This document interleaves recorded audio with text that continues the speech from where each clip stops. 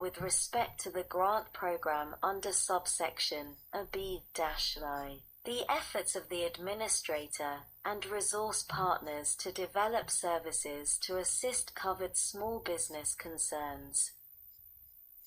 The 10th of February 2020 text H.A.748 116th Congress, a 2019 to 2020 CaresAct Congress.gov Library of Congress.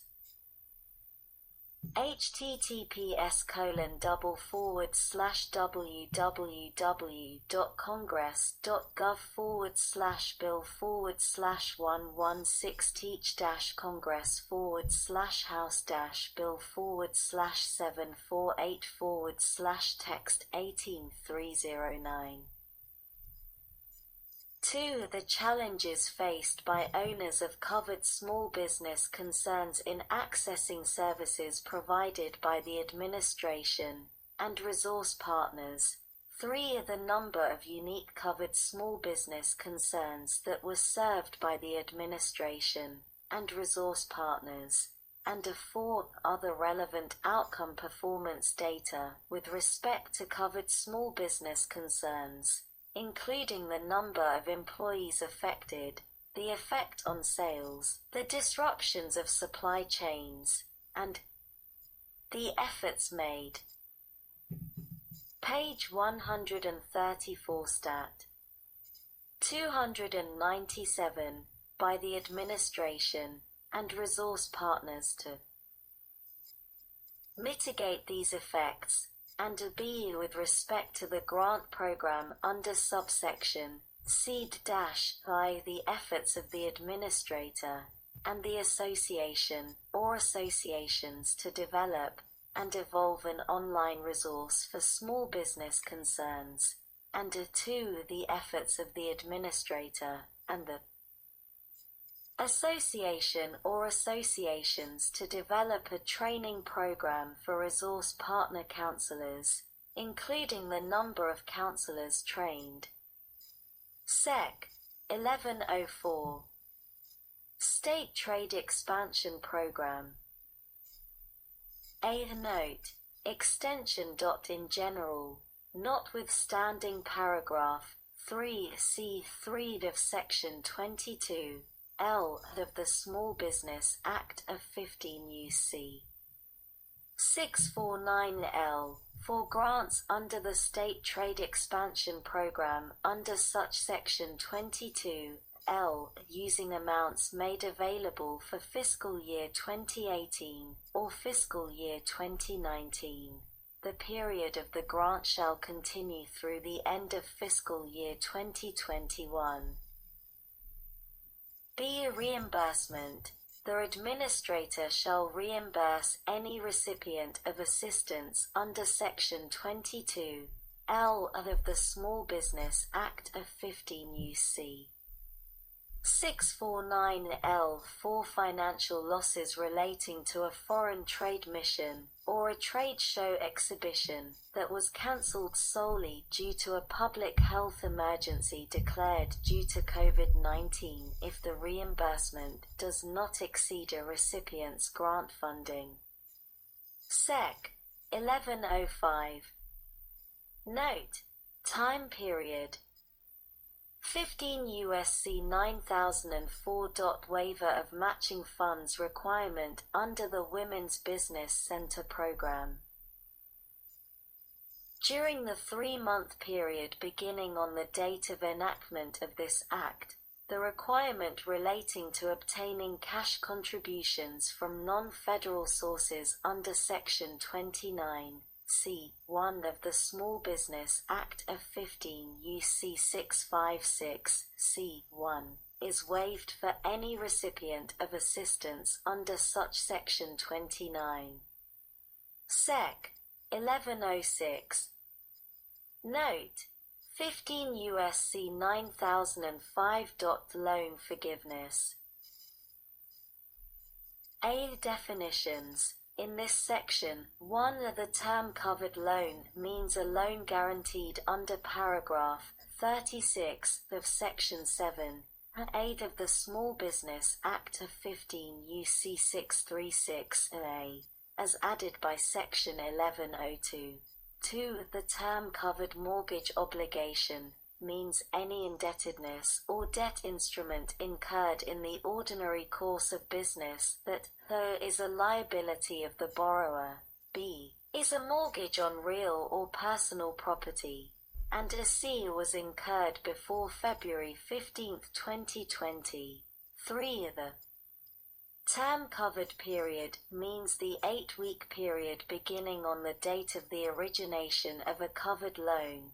4. The term covered rent obligation means rent obligated under a leasing agreement in force before February 15, 2020.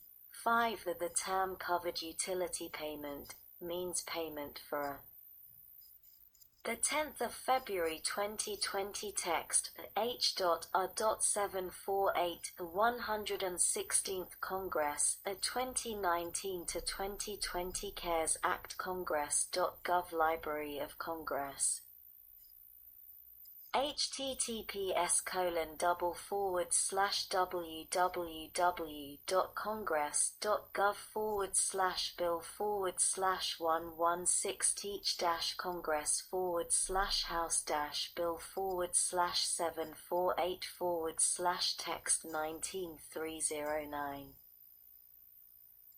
Service for the distribution of electricity, gas, water, transportation, telephone, or Internet access for which service began before February 15, 2020. 6. The term eligible recipient means the recipient of a covered loan. 7. The term expected forgiveness amount means the amount of principal that a lender reasonably expects a borrower to expend during the covered period on the sum of any. Page 134 Stat. 298. A. Payroll costs. B. Payments of interest on any covered mortgage obligation, which shall not include any prepayment of or payment of principal on a covered mortgage obligation. C. Payments on any covered rent obligation. And a. D. Covered utility payments.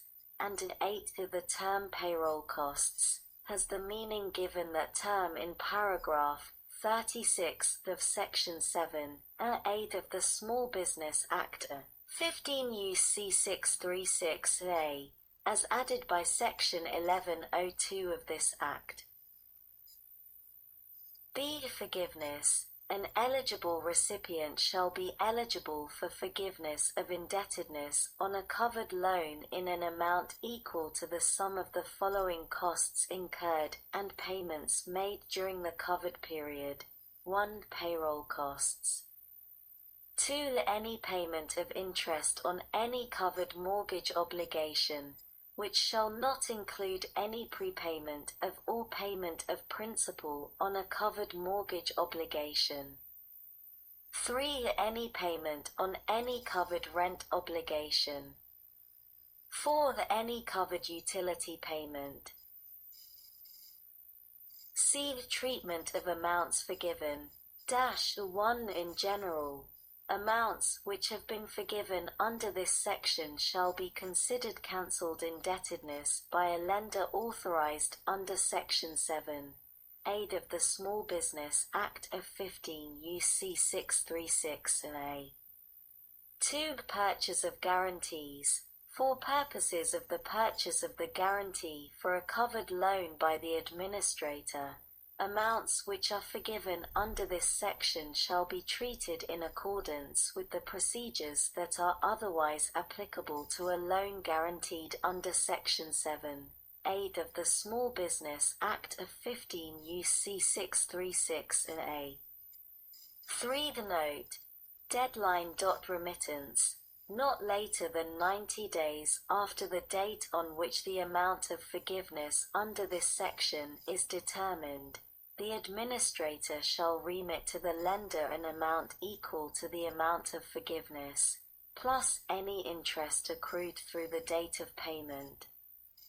For the advance purchase of covered loan, the report, a lender authorized under Section 7A of the Small Business Act of 15 U.C. 636A, or at the discretion of the administrator, a third-party participant in the secondary market, may report to the administrator an expected forgiveness amount on a covered loan or on a pool of covered loans of up to 100% of the principal on the covered loan or pool of covered loans, respectively.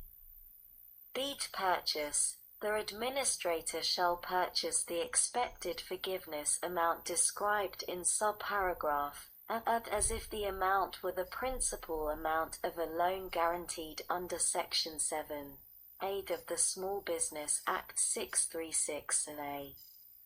See note. Deadline. Timing. Not later than 15 days after the date on which the administrator receives a report under subparagraph A. The administrator shall purchase the expected forgiveness amount under subparagraph B, with respect to each covered loan to which the report relates. The 10th of February 2020 text H.A.748 116th Congress 2019 to 2020 CARES Act Congress.gov Library of Congress https://www.congress.gov/bill/116-Congress/House-bill/748/text 2309. Deed limits on amount of forgiveness Page 134 Stat. 299.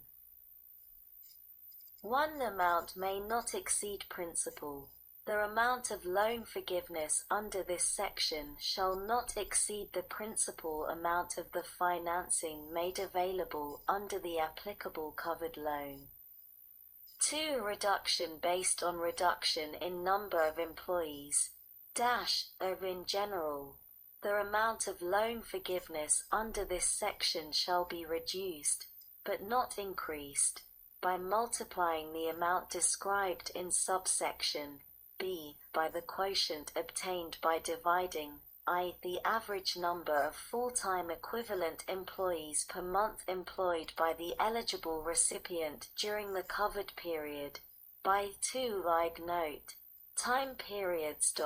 At the election of the borrower, the average number of full-time equivalent employees per month employed by the eligible recipient during the period beginning on February 15, 2019, and ending on June 30, 2019, or BB the average number of full-time equivalent employees per month employed by the eligible recipient during the period beginning on January 1, 2020, and ending on February 29, 2020, or note.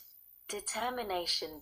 In the case of an eligible recipient that is seasonal employer, as determined by the administrator, the average number of full-time equivalent employees per month employed by the eligible recipient during the period beginning on February 15, 2019, and ending on June 30, 2019. The calculation of average number of employees Afford note. Determination. Purposes of subparagraph the average number of full-time equivalent employees shall be determined by calculating the average number of full-time equivalent employees for each pay period falling within a month. 3. Reduction relating to salary and wages in general. The amount of loan forgiveness under this section shall be reduced by the amount of any reduction in total salary or wages of any employee described in subparagraph B.